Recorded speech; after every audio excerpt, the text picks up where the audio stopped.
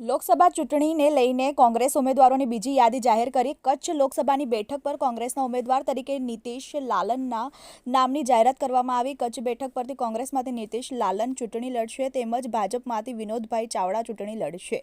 Bureau report TV18 news. સૌપ્રથમ અમારા કોંગ્રેસ પાર્ટીના રાષ્ટ્રીય અધ્યક્ષ આદરણીય શ્રી ખરગેજી, સોનિયા ગાंधीजी, राहुल गांधीजी, केसी वेणुगोपालजी, BM संदीपजी, અમારા પ્રદેશના અધ્યક્ષ શક્તિસિંહ ગોહિલજી, અમારા વિપક્ષના નેતા અમિત ચાવડાજી અને કચ્છ જિલ્લાના લડાયક અધ્યક્ષ અમારા યજુવેન્દ્રસિંહ જાડેજાજી, એ તમામનો ખૂબ ખૂબ આભાર।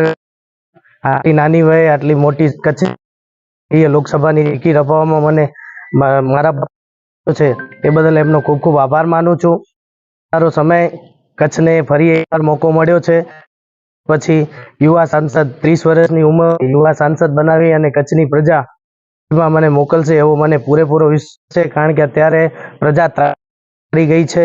ભાજપની જન વિરોધી નીતિઓ પ્રજા ત્રાહિમામ છે, એટલે મને સંપૂર્ણ કચ્છની પ્રજા પર વિશ્વાસ છે કે આ ફેરે ખૂબ જંગી બહુમતીથી મને સંસદમાં મોકલશે।